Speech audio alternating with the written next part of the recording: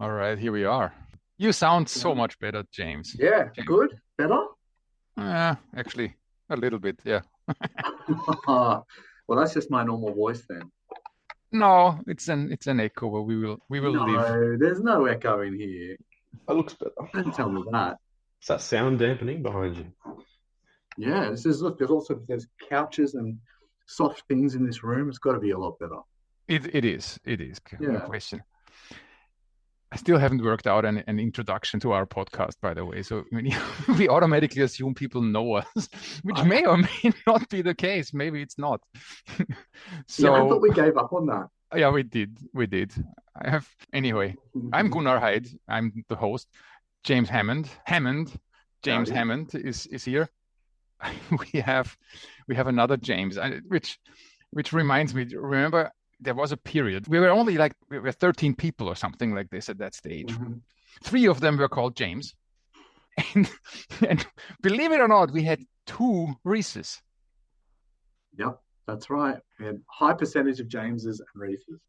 When we put an ad out on Seek or whatever because we need someone else, I mean, the first most important thing was if your name is James or Reese, don't bother. Right? Yeah. You're out. That's right. Discriminatory against Jameses. No more. Well, see, I was because I was the first one. I get to be just James. So James, my email address gets to be just James. But poor James K over here has to have the full name. Yeah, barely fits in the address bar.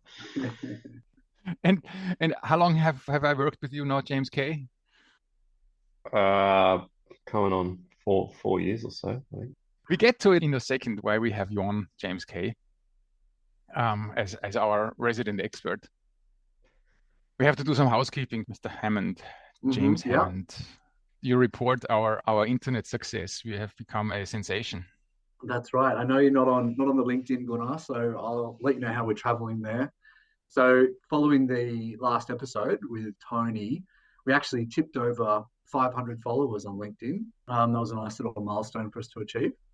Well, good on us. Congratulations to us. We keep saying how niche this podcast is, and it is. It's not a very big audience. 500 is pretty good. I'm stoked with that. I think that's really quite an achievement for us. And I saw that you posted in our chat the other day that we'd reached 8,000 total downloads across all of our episodes. Yes, we have. We have also reached, which amazes me. We are in the top 25% of all podcasts hosted on Buzzsprout, which is our host. And I'm thinking, really? Yeah. We are in the top 25%. I mean, how many podcasts with basically no listeners are out there? Yeah. I feel for them. That's it. At least some people are tuning into us. At least some are. We are very proud of that. We do this for fun. Like, we enjoy doing this so much, and we learn a lot from it.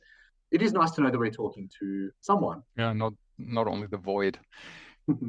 Following the half price EV episode, I'm so proud to announce that now, just as a result of that episode, there is 4 more EVs traveling around Sydney that we know of. There may be even more, but I know of 3 new Teslas that are out there now, and 1 person bought a Brabus, which I didn't know beforehand, but I've never heard of that brand. I haven't either, but there they are. So there's 4 more EVs, and thanks to the taxpayer for supporting it.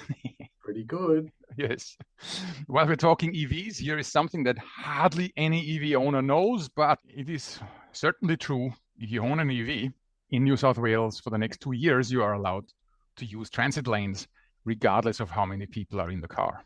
I put it in the show notes. There's the link to the website. It was there till June 2025.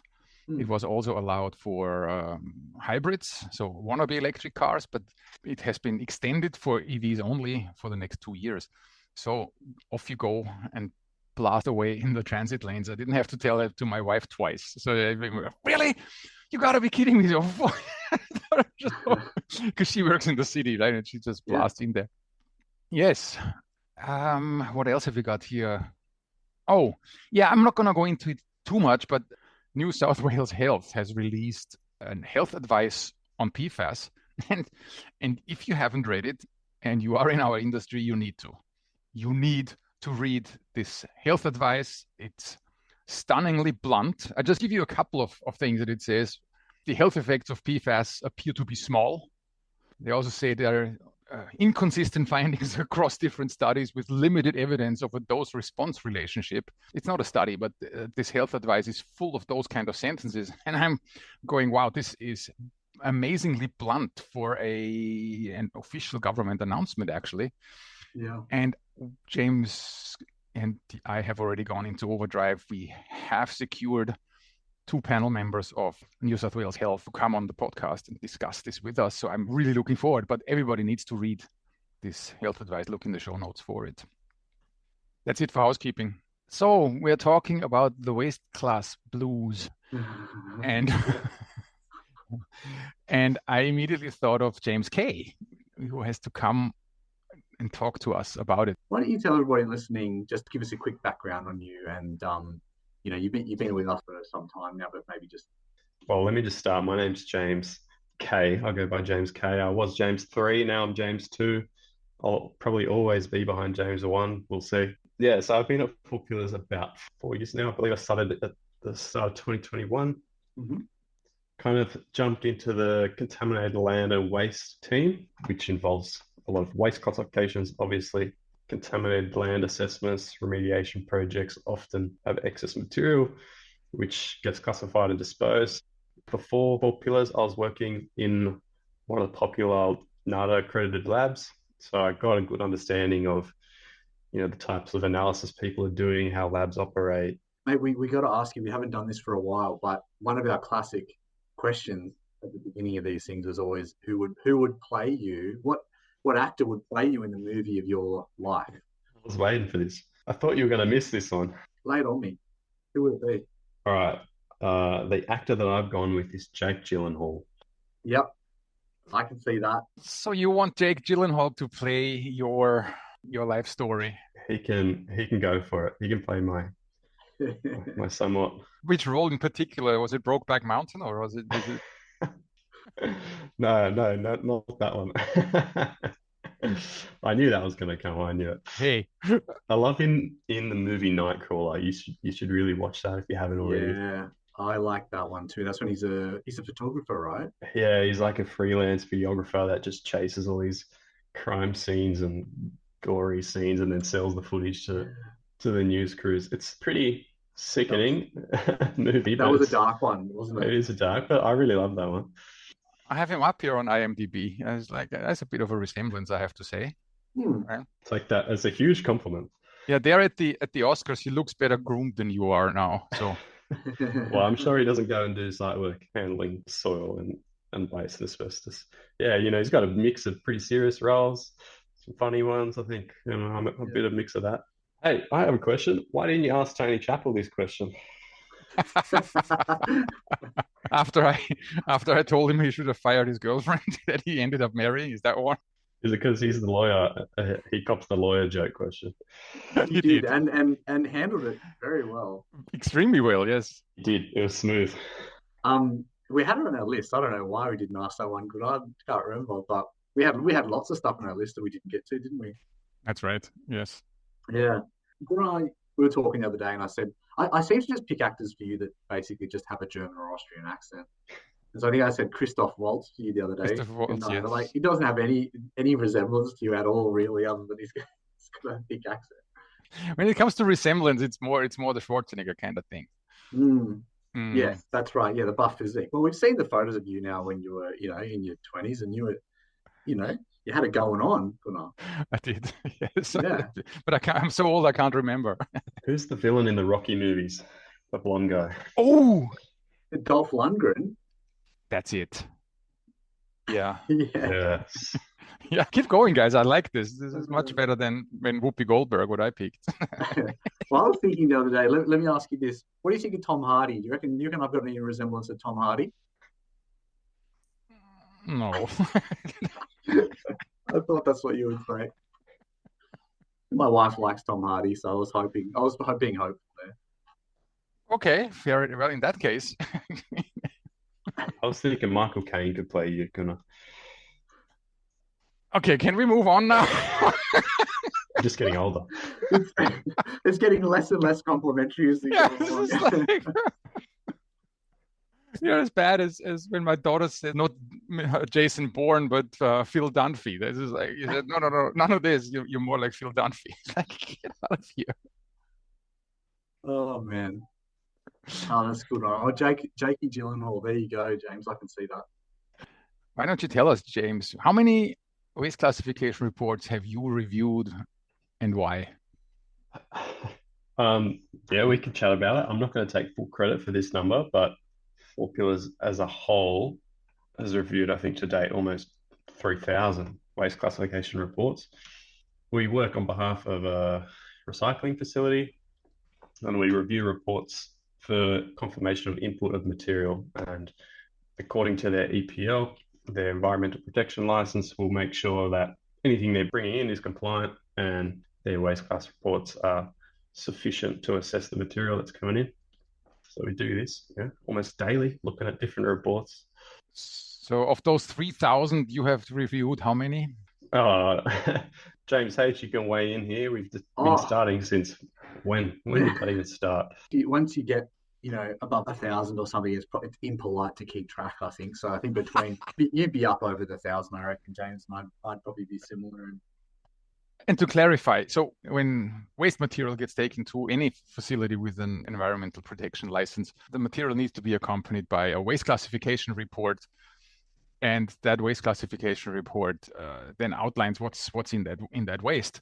Yeah. And the waste facility needs to review that and hey, are we even allowed to take this material? So that's where this comes from. So some of the waste facilities out there saying, hey, we don't have the in-house knowledge. We better give this to someone who does know and to review that. So whenever you want to take something to one of our clients, that waste classification report ends up in our hands at the moment. It's James K's responsibility to review them. That's why you clocked up that many. It's a shared team effort. I think a lot of the Four Pillars crew have become quite familiar with waste classification reports, sometimes to our dismay. Yeah, that's it. Got to do what you got to do. Hey, I'm going to give a shout out to Laura from Four Pillars. She does a great job too. Laura, yes, she was already on the podcast with us, with Haley Spry. And Laura reviews a lot of waste classification reports as well. Yes. The waste classifications aren't overly complicated, and yet we see an awful lot of mistakes being made by sometimes well-meaning people, and sometimes maybe they're not that well-meaning, but they have come across our desk or your desk, mainly James K.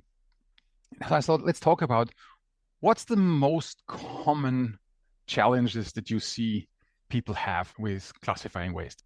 Yeah, I guess you'd assume that most people listening would know what one is, and maybe you've even written a few themselves. Yeah, maybe that's a good place to start, James. Like, you could give us an overview, or we're definitely assuming a bit of knowledge here about the waste class framework and the guidelines and waste class reports themselves. I realised the other day, like, we've actually never done an episode strictly on waste classification in New South Wales. Well, the thing is that waste classifications in our industry, it kind of, really, this. You want me to write a waste class report? Come on. This is really the bottom of the barrel kind of image-wise. Who wouldn't much rather do some groundwater investigation in botany or whatever, right? But although the guidelines that run around all this, they are relatively short, it can be quite a tricky thing. Oh, there is so much to it. The waste class guidelines, they're deceptively short, I think is how I would describe them. You then look at all the addendums and the other parts to them. You then look at how they interact with the contaminated land framework. And then you look at how they interact with the licensing framework and the POEO compliance framework. And then when you put all that together, then that becomes a very complicated picture. Yeah, we deal with this stuff all the time, but I'm literally every week, I reckon there's a new question that comes up for us. So even people like us who deal with it literally day in, day out, we still have a lot of questions that come up. We should also mention that the waste classification guidelines, we know that they are under review at the moment. The reason why we know is because we've had the opportunity, amongst many other consultants, we can advise the EPA or what changes we think should be implemented in these new waste classification guidelines. And as soon as the regulatory framework comes in, Contaminated Land Management Act, we've spoken about that before, POEO Act, even the EPA itself doesn't seem to draw the line there too well. All I need to do is look at the first pages of the 2022 sampling design guidelines, and they are written under the Contaminated Land Management Act. It says it clearly in the introduction to it, and yet they seem to be dabbling quite happily into waste classifications, which is the POEO Act. I'm not getting into this. Maybe we can clarify that some other time. Sorry, James K. You were on a roll, and then we we cut you off before you even started. So tell us, of the over 1,000 waste classifications you have reviewed, what's the message you want to send out there? If you break down what it is, it's really, you're attending a site, you're reviewing some waste that's been generated by a generator, i.e. your client, let's say. It's either in a stockpile or it's in the ground, soon to be excavated, and you pull out the waste class guidelines. You have a look at the densities of how many samples you need to take. You have a look at steps 1, 2, 3, 4, 5, and 6, and then you'd assess how many samples I'm going to take, what I'm going to sample for. You write a report with some chemical concentrations, you compare them to the waste class guidelines, you write a conclusion, and you give it to the waste facility and you say, hey, can you take my waste? Yeah, I need to interrupt you right there. You said you look into the waste classification guidelines. We're talking the 2014 waste classification guidelines to look up for sampling densities. Are you sure you find them in there? Well, there you go. You've already got me. The answer would be no.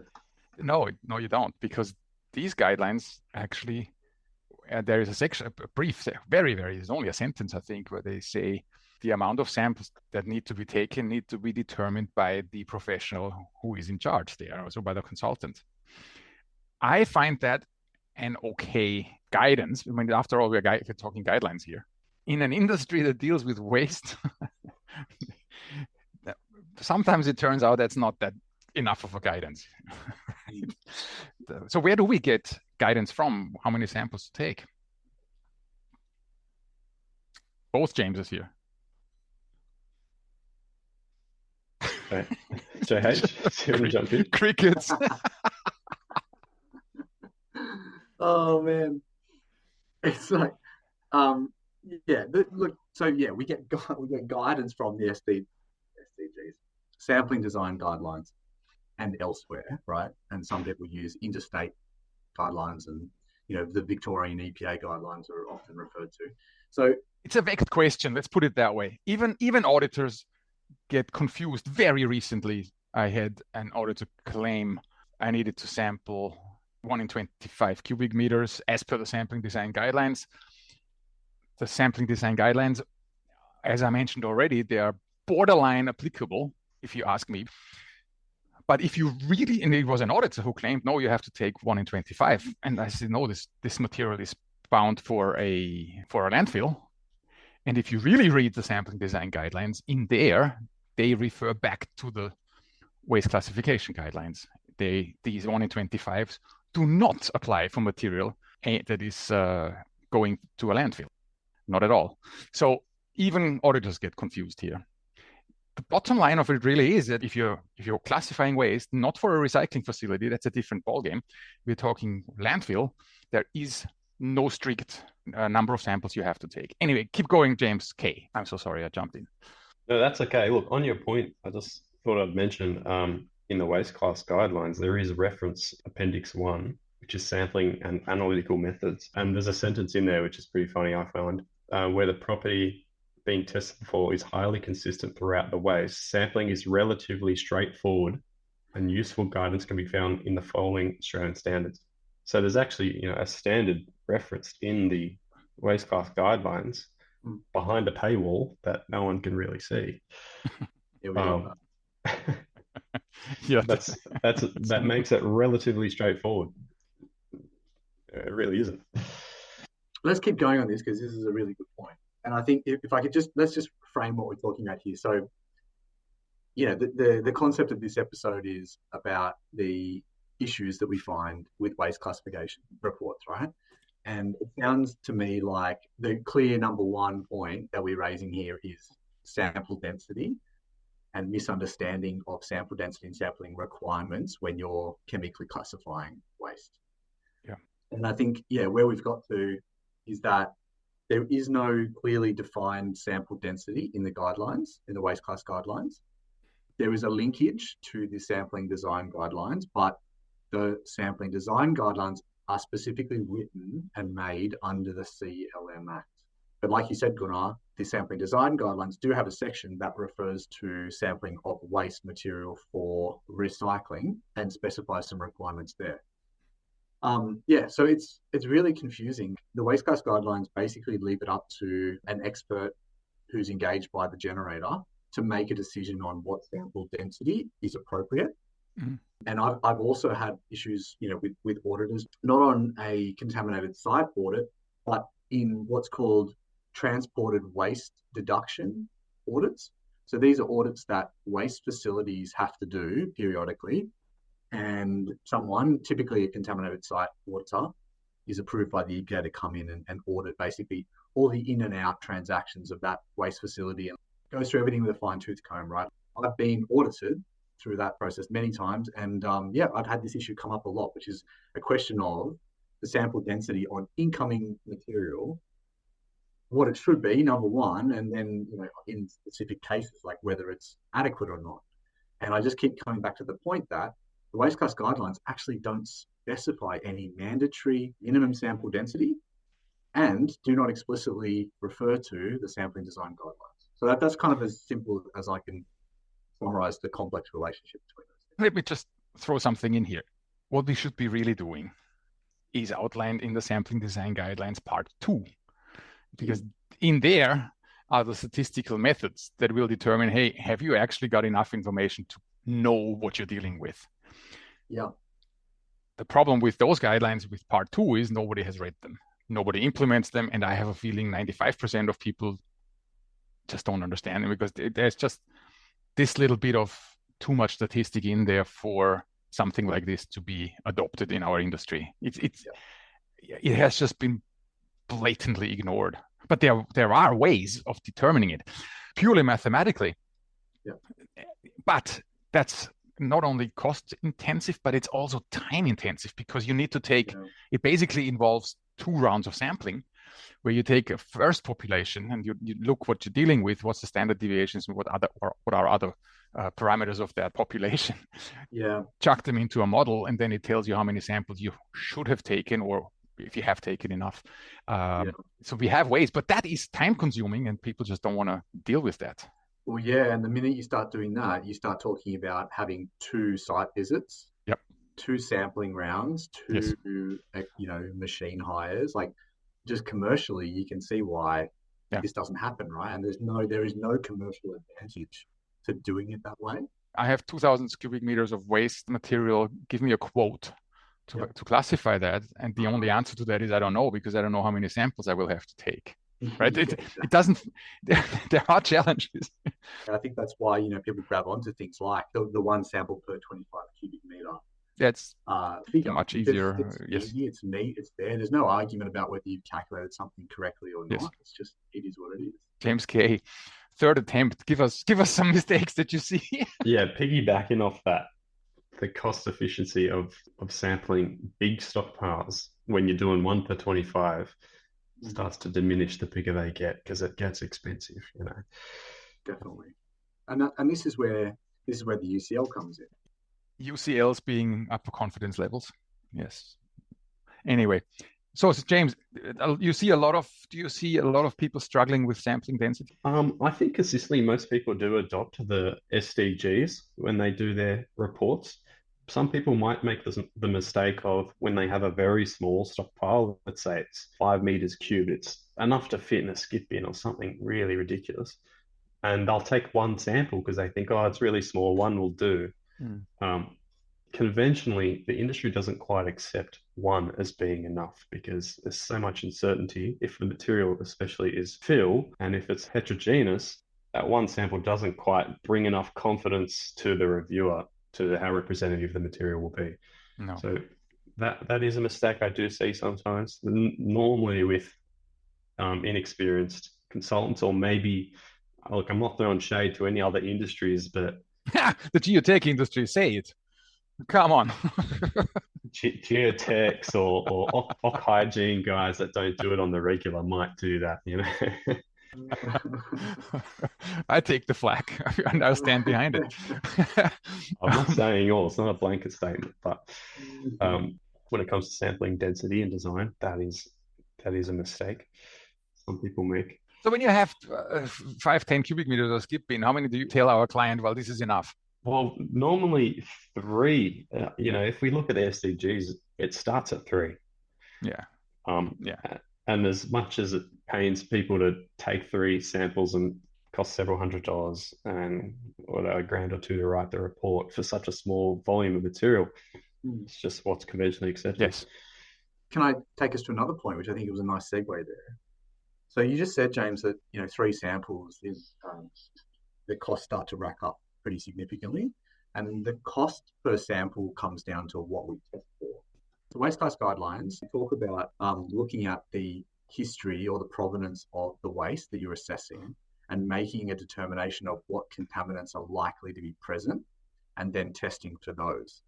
Now, how often do you see that process playing out in a waste class report? I would say what I see most of the time is just a blanket assessment that most consultants will do. They'll take your very typical combo, which has your TIHs, your BTEXs, PAHs, metals, pesticides, PCBs, and even a 500 ml bag of asbestos for quantification. And I'll just run that on every sample too. And, there's not much review in the history. Those costs start to rack up, and obviously they're passed on to the client. And sometimes it's unnecessary to do that if you want to think about being pragmatic and being client oriented. It's the easy way out. Yeah, I think it is the easy way out to just do that kind of combo approach where you just go for those analytes without thinking. But if you were to look at the site history or the history of that waste material and decide, it's only metals and TRH, for example, that's relevant. That's a much cheaper analysis than what you would otherwise do, and you can really bring those costs down. I almost never see a section of a waste class report that talks about the history and the selection of the contaminants that have been assessed. Yeah, and the set of analytes that you just mentioned, James K, includes PCBs. Never, ever, ever have I found a PCB. Yeah. I can't remember. So if 20 some years of shoveling dirt into jars, I don't think I have ever seen a single PCB anywhere. Yep. But no, I know where it comes from. I think it's the 1995 service station guidelines. Yeah. In there, they said any fill material that you bring onto a site to replace the tank volumes has to be validated with this set of analytes: BTEX, TRH, PAHs, heavy metals, OCs, OPs, and PCBs. Yeah. That is a straight copy out of some US EPA guidance. In the United States, they have a lot of PCB problems. We got this over to Australia where we don't have that problem, and yet for decades we've analyzed for PCBs. Yeah. The good thing is it's a cheap analysis. It doesn't cost a lot. And it looks damn good in your report if you do it. But anyhow, what's the single most analytes you find are a problem, James K? In this Greater Sydney region, it's either lead or it's benzoate typically those two famous ones. I guess the point I keep coming back to is that there's never any explicit discussion in the report as to why those analytes were selected. So whether it's a short suite or a longer suite is fine, but there's just never any discussion. And like I say this on so many pods, like I'll put my hand up. It's not like our reports have long sections that actually talk about this either, but it's just a kind of an industry-wide thing where I think there's this important point in the guidelines that I think most of us kind of gloss over, and we just go straight to making that decision, but we don't actually mention why we made that decision. I explain this typical combination of analytes with that it's commonly analyzed for. That's if you don't know what you're doing, if you basically, not if you don't know what you're doing, but if you don't know anything about the material other than it's been there on that site for the last 50 or 100 years, that's all you know. and it's been semi-residential. And before that, it was I don't know, in Balmain or in Alexandria or something. God knows what could have been there. Yeah. And you analyze for those for all of those. That's what you do, and because you're on a fishing expedition, basically. Yeah. In a lot of cases, that's right. Yeah, if we're talking about fill, like fill soils, which we often are. And James, you mentioned the asbestos analysis, and that sometimes you see the WA NEPM method of asbestos analysis, which is that the 500 ml sample, compared to the Australian standard method, which is the smaller, the 50 gram grab sample. Am I right in saying that the WA NEPM method is not NADA certified? That method? No, they are. No. No, they are. But the provision of concentrations, so the quantitative analysis is not NADA certified. Yeah. But because it's based how do we are diving way into this without any explanation. So there is two methods of asbestos in soil analysis. Let's not get into this too much, but one of them contains a sample of 500 milliliters, the other one of about 40 to 60 grams. Oddly enough, we switch between mass and volume here. The 500 milliliter one is designed to be a quantitative analysis. How much of asbestos per weight do we have in that sample? Yeah. The other one is yes or no, is a yes or no answer. Do we find asbestos fibers in this sample, yes or no? They both are very much based on the same laboratory method. Please listen to Linda Apthorpe on a previous episode on how this is done, but you basically reduce the 500 milliliters into 40 to 60 grams, and then you analyze it yet again in the same methodology. Which ones, James K., do we have to do for waste classification? Yeah, this can get long, especially if you're in the chat, Gunnar, but to put it simply, asbestos, any form of asbestos in soil classifies material as special waste. So the quantitation of it is really not important. More so the presence is important. So just doing the ID in the small 50 gram bags is sufficient to figure that out. That's right. It's also, I know the EPA actually would prefer the industry to use the WA NEPM analysis, mainly because you get a larger sample mass, and therefore, in theory, you know, if asbestos is present, you have more likelihood of finding it because you've got a larger sample mass. Mm-hmm. But you're kind of stuck between these two things where, you know, the guidelines tell you to do one thing and the preference of the regulator is to do another. But yeah, it's an interesting point that I think there's a lot of confusion about. I don't think there's any confusion. Waste classification, you take 60 grams, 50 grams, 60 grams, that's it. Yeah. And if you are after land use suitability, you need to take the larger sample. If I agree. You have any suspicion that there are fibers in there, if you have seen any, not only suspicion, but if you have seen any degraded and substantial amounts of degraded bonded asbestos. And I must emphasize that is like, you know, guys, we only have to take 500 milliliter samples if you actually see some asbestos, or you have another reason why you think that there is asbestos finds there. Never mind. Different podcast. I agree. James K., next issue. Let me touch one more thing. Correct me if I'm wrong, but after the Oxy report about the asbestos management and pushing towards a risk-based approach for waste management, I'm going to assume there'll be a switch over there, essentially. Because if we have a guideline limit for fibers, then we'll swap over to the quantitative approach as opposed to the qualitative. Don't know. Maybe. I don't know. We'll see.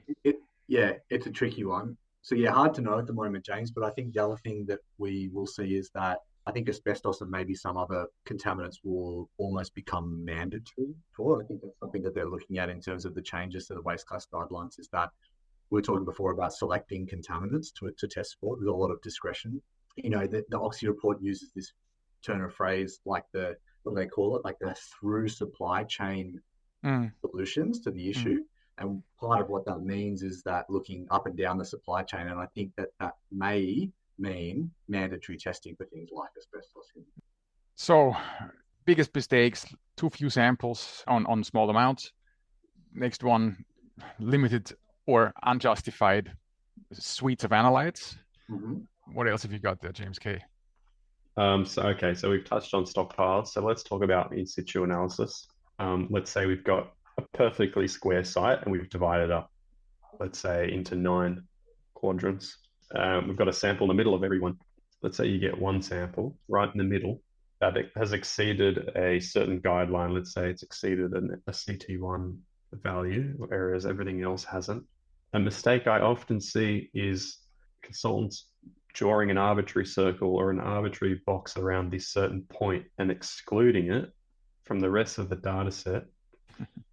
Emphasis on arbitrary. So there's not really any kind of means to say that this limit that you've put around this point is strict where they put it. So what we would typically do is either go to the nearest clean point, so the nearest data point, and that will be your new box, or you'd take some delineation samples around that point, and then now you'd have a separate decision unit. That's how we approach it at 4Pillars. But a common mistake is, let me just put a circle around this, and then we'll say, oh, this is excluded. What's something else we do first, James? That's also somebody, if you have one lab result that's an outlier, that doesn't make any sense to you. Oh, the Gunnar approach. Yeah. It's a compliment. Let's maybe run it a couple more times. In the lab, yes. You call the lab up and say, hey, can you have a look in this sample jar and let's have a look here. That's right. Yeah, well, we're dealing with fill material. It's a lot of unknowns, a lot of uncertainty. So It's funny, in our notes for the show, we've got this table here, which is just it's kind of an example of what you just said, James, which you might be able to talk to, which is, I don't know how to explain this in a simple way, but we've got, say, 9 samples here or 10 samples here. We're looking at lead. Well, hang on. You have to preface this. So it was an assessment for many 100 cubic meters. Okay. Yes, that's right. Yes. And looking at lead here, so we've got lead results for these 50 to 80 for all of them except for one. And that one outlying result has a result of 3,200 parts per million. Yes. Parts per million. That's kind of the data set we're talking about. That's an example of the sort of data set you were talking about, James, where you've got this outlying result. The step to then say, well, let's investigate that outlier further through rerunning it through the lab and what have you, and potentially going to the step of delineating it, so sampling around that location to delineate, or, like you said, taking it to the nearest clean point to create another decision unit, is a sensible approach. But on this particular report, we call it an example of ultra-conservatism, where none of that was done. And so that material was all classified just based on that data set without any further work to look at that outlier. And what that resulted in was that whole, several hundred tons of material being classified as restricted waste. Yeah. I mean, this drives me nuts. This was a big firm, many auditors on board. And we see a waste classification report with 9 samples between 39 and 74 parts per million lead, and one sample has 3,200. Look, I don't have the full picture of what was going on there, so take what I say with a grain of salt. But if you ask me, that material should have never been classified as restricted waste. We're dealing with fill material, and so there's always this question about whether the concept of a hotspot or kind of our outlying result exists in fill, and that's kind of a whole separate thing. But a difference of that magnitude is so big that I think it warrants looking into a bit further. I think when we're dealing with waste, it's easy to get caught up on the kind of the waste class and contam side of things and forget about the fact that we've also got statutory frameworks around waste minimisation and that sort of thing. So we've got the Waste Avoidance Act, but other requirements that are not explicitly acting on us when we're doing a waste classification, but should be in our mind when we're doing this stuff. And the EPA actually goes as far to say on their, not within the guidelines themselves, but on their webpage, that generators of waste and people like us who are assisting them should be making effort to split out different types of waste. And an example of that would be splitting out something that is, say, general solid waste that may be suitable for reuse from restricted or hazardous waste or other waste that's not acceptable for reuse. And you could almost argue in a case like this that, yes, it's ultra-conservative. Yes, there's a major commercial impact from doing that. But I would also argue it's actually inconsistent with what we're meant to be doing as waste classifiers, which is minimizing the amount of stuff that goes to landfill. Yeah, it drove me nuts when I saw that. I don't know what to say. Anyway, let's move on. I think your point, coming back to what you were saying, James, is well made, which is we are going to get outlying results. We're going to get results that sit outside of, the bulk of the rest of them are. And it's worth looking into how they can be separated. But your point that you can't just simply draw a polygon or even use, say, a grid square around a failing result and just say that area is excluded. Sometimes it makes sense when you have a construction site that's got to move on. We got to move on, guys, right? You can't come out, take a few more Vegemite jars of soil and wait another few days. No, get rid of this, find a way, let me move on here. There is always commercial and reality that comes in the way. Oh, for sure. And I think if you don't have the opportunity to do delineation sampling, the next best thing is to go to that nearest clean point. Like James said, just take it back to the nearest clean point, which is not perfect, but it's at least somewhat defensible. Just to expand a little bit more, if you're going to do that, okay, it's fine. Let's say you've got your new decision unit. You've got the material in the box and the material out of the box. Just make sure you distinctly differentiate between the two in your report. I see too many times just one big results table with all the samples in there in alphabetical order, but they don't distinguish what samples are in the box and what samples are out of the box. So it's really hard to understand the rationale to these decision units because your data points are all so mixed up in results tables. Another one is people not putting results tables. That's really annoying. You got to think about who's going to read the report, such as myself. And if I can't see a results table, I don't want to start combing through lab reports to pluck out numbers. It's just a pain. I get that it's simple for you to just throw it in, but at a minimum, your max, your average, your min, at a minimum. But like if you put in a whole results table, that's great. Yeah, a nice summary table for someone who might have to review the report.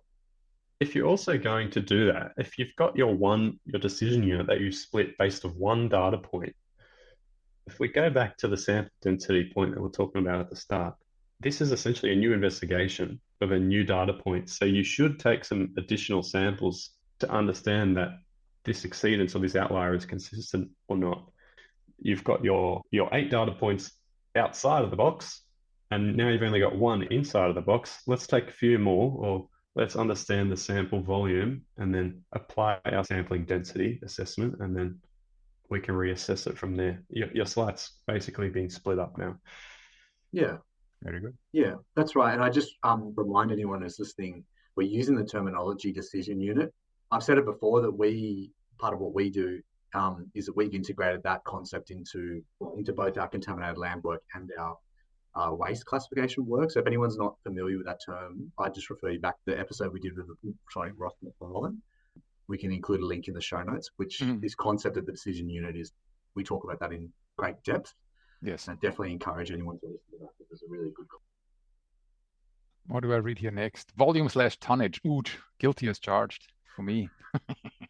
It's quite important to understand how much volume and maybe even the tonnage. That's not that important. We can work that out. But how much volume of material you're actually classifying in this report, because it's important for the reviewer and it's important for the waste receiver to have a consistent number to keep track of how much material is coming in. It's very often that people will throw in material that's not part of the waste classification just for the sake of disposal. And let's say if your numbers are way off, you got to start questioning, is this the same source material that I've assessed that's being received at this facility?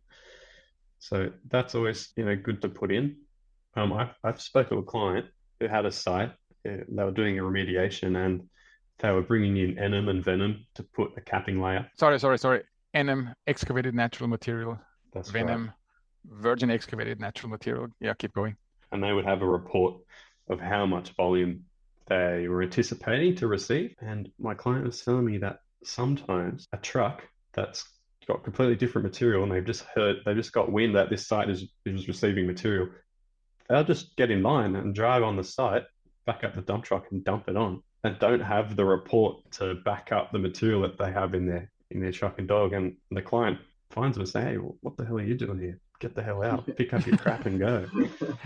So, well, you're touching on the fine art of fill import management, James. Did you just call that fine art? That's a good one. Yeah, I did call it a fine art. Yeah, because once you've done it a few times, you know the kind of tricks that are out there, and you know how to sort of guard yourself against it. But like James, what you said is unfortunately very common. People just piggybacking off a report, and that's why it's like you said, it's so important to have accurate quantities on your waste class report. Otherwise, you're kind of exposing yourself to somebody misusing that report. Yeah, not just quantities, your photos, descriptions, your source, etc. But it's a shame what happens, and it tends to be waste that this person can't get rid of its asbestos waste or it's hazardous restricted or whatever, and they said, "Oh, I don't want to cop the fees. I'll just quickly drive onto this random site and dump it alongside all these other trucks. No one will know any wiser." Yeah. Hey, can I ask you guys a question? This is a legit question, right? We constantly have to go from volume to mass. So we typically estimate either a stockpile or in situ material based on its volume. So how many cubic meters it is, and then we convert it to tons. Mm-hmm. Serious question, why does nobody, including us, ever actually just take a density measurement of the material and actually use that density measurement for the conversion? Density measurements are relatively simple in situ. Yeah. But once you have a stockpile, that is tough because they are so they're so fluffy. You don't know what it is. Okay, so here it is, a stockpile of the classic Sydney fill of 1.6 to 1.7 conversion factor. So at 1.6 to 1.7 tons per excavated cubic meter, I seem to be spot on there.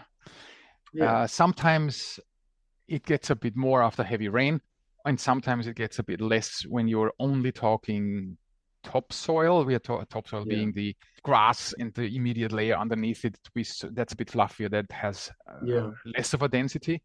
Yeah. But I'm kind of okay with those when I run my estimates. In situ, because they are much more compact. Densities are much higher. I find it particularly difficult when we're dealing with resource recovery orders, which we haven't really touched on much today, but they set sample densities based on the number of tons of material, not the number of cubic meters of material like the sampling design guidelines do. And it's a constant headache because you're then having to estimate the number of tons in a stockpile to determine your sample density, and it's just a fraught area. Yeah. Last point of yours, James K. Yeah, so my last point is not utilizing the 95% upper confidence limit when calculating concentrations of certain analytes in a data set. This kind of smooths out the data set to get a better understanding of the representation of the soil. I know, Gunnar, you can probably explain this a lot better than I can. So feel free to. The ultra conservatism that we're talking about in that one particular example, where people will take one exceedance, it could even be minor, and then they'll jump into doing a TCLP analysis on it, and it might, let's say, change the class. Sorry, TCLP. Toxicity characteristic leaching procedure. Simulates landfill conditions and rainwater going through acidic material, how much of that contaminant would leach out. Yes. Do you see a lot of people not using upper confidence levels in their waste classification reports? Yeah, I would say I see it a lot. That's something that we always look out for. It's crazy. So what are they classifying it with? Based on the highest level? Just whatever one exceedance there might be. Oh, come on, guys, this is nuts. Oh, that is bad. Yeah, and it's like the example we gave before was pretty extreme. Like obviously that if you ran a UCL on that data set we talked about before with the 3200. No. When I said I didn't say you need to run when you have 9 samples between 40 and 70 and one is 3,200. I'm not saying smooth over it with a UCL. That's not what I'm saying. There's something else you needed to do if you have that data set. The last thing you want to do with that data set is classify it as restricted waste. That's the last thing you need to do. There's a lot of things you need to do first. I think statistics is another podcast we need to do one day. But not doing upper confidence level calculations when you have a data set in waste classifications, that's not good. Well, that's it. And I guess the example that James is talking about there is that let's keep using lead as the example. You've got a data set with 10 samples and the 95% UCL for lead is below the CT1 limit, so below the limit at which you have to do leachate testing, the UCL is below that, and you've got a couple of samples that are above, we often see people carrying out leachate testing and classifying the material as, it's still general solid waste, but they're classifying it on the basis of the primary analysis, but also the leachate analysis. And I don't think people realize sometimes what that leads to, because James and I are working on the receiving side, so the waste facility side that's receiving this material. I don't think people realize sometimes that when they do that, you're excluding some opportunities for recycling that material. So that's the impact.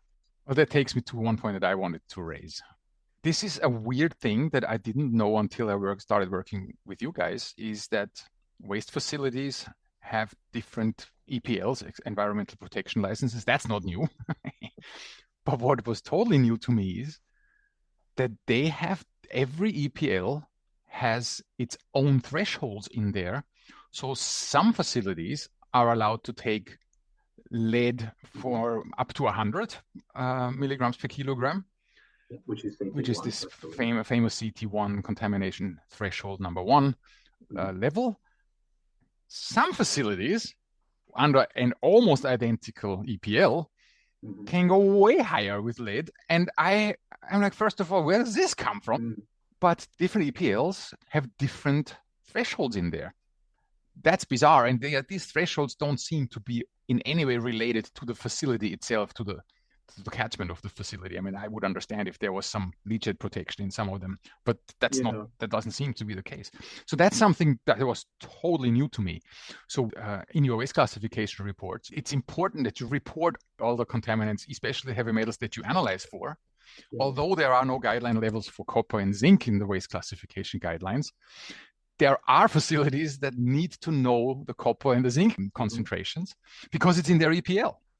So please make it easy for James K. Report the zinc and the copper as well, and be aware of different facilities having different EPLs and thresholds. For sure. And I think the word you just used there is key, Gunnar, which is be aware. A good consultant who's doing this kind of work doesn't see their role stopping at them issuing a classification report and handing it to their client and saying, off you go, do with that what you will. A good consultant, I think, takes the time to understand what is actually going to happen to that material after you produce that report. And that means not only understanding, the mechanics of on-site reuse, but also understanding the waste framework and the waste facility regulation, and just how the way that you write your waste class report and the way that you look at your data and present your data, what that means for your client in terms of the next step, which is either that disposal or reuse step. Let's go through the next ones quickly. You say here, that's now James H. You have somewhere you say, let's not take that one. Here it says, ignoring and excluding previous data. So here we go. This is, boy, you are a consultant. You have been called out on a site and somebody has done a preliminary investigation there or a detailed site investigation. As part of that, they have sampled the fill layer. Now that fill layer is being excavated and is sitting there in a stockpile, and you as the consultant come out and you take samples of that stockpile. Where are you heading here, James H? Well, I think this came to me the other day because I had a report that did this, where exactly what you said, Gunnar. There was a previous investigation, and the waste class report referenced the previous investigation and said, this investigation was done in situ previously. That investigation found this material was general solid waste. We've now done further sampling of this as it's stockpiled, and it's also general solid waste. So it's all good. It's general solid waste. Let's all move on. But they didn't present the data table from the original previous investigation. So sure, it's all general solid waste, but like James was saying before, what that means is like us, in terms of reviewing that material that comes to a waste facility that has specific chemical concentration limits on the license for that facility, we need the full data set, and that includes any previous investigation. So it's not enough for us to say it was just GSW, it's okay. We need the numbers. It's a major pain in the bum as a consultant if you have to take data out of another consultant's It is. table, because they're not available in yeah, you can fiddle muck around with Excel and graphics. There are ways of doing it, but also you need to include, because why do you need to include them, James K? Well, when you think about it, it's the same source material. That's, let's say it's in situ. Now it's stockpiled. It's still the same material. So the data points are still relevant. They should still be there. Yeah, exactly. So yeah, that's a really important one, I think. I wanna bring one thing up. We've mentioned it briefly. There are the waste classification guidelines. There are also a certain class of waste is called excavated natural material, and there is an excavated natural material order out. And in that order, they specify exactly how many samples you have to take. They specify exactly what analytes you have to analyze for. That is an order, and the others are a waste classification guideline. And what I see sometimes happens is that people classify material as NM without having done all the analysis required under the NM order. Yep. And while you can get away with this kind of stuff in a waste classification guideline, you cannot, under any circumstance, do that with an order, because an order is, guess what? An order, and you cannot fiddle with it. Right? You can add analytes, but you cannot skip some. This is really, really important. And some consultants have been not only called out for, but actually busted for that, for classifying material as NM and not having done the entire suite that is in the order. Yeah, it's a non-negotiable in an order, in a resource recovery order. It's non-negotiable. You must test for whatever it says you have to test for.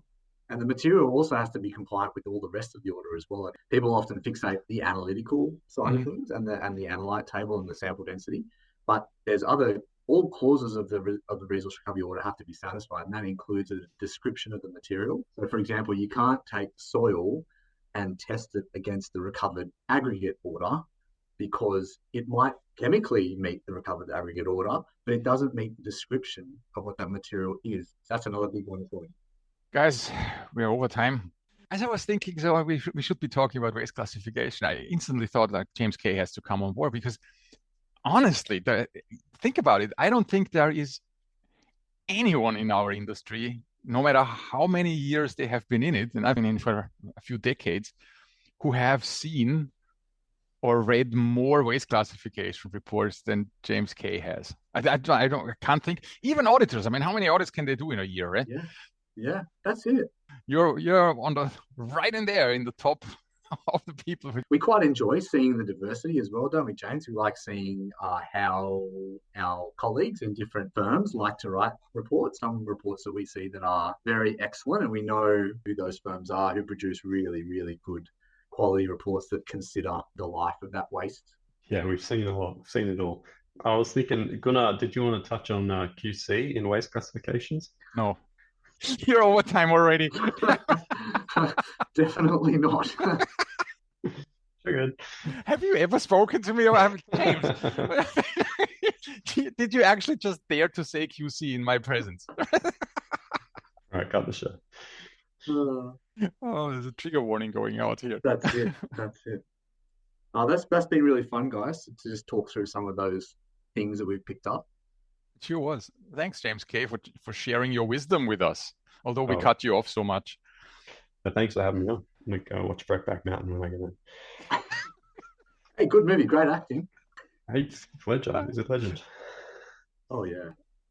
And I think Amy is going to make me cut my Brokeback Mountain not that there's anything wrong with it. Well done. That's perfect. That's a perfect line in keeping with the theme of this podcast. I'm a big fan of the song. Big fan. Good on you, James. That was good fun, mate. Thanks for everybody. Bye. Thanks, Gunnar. See you guys.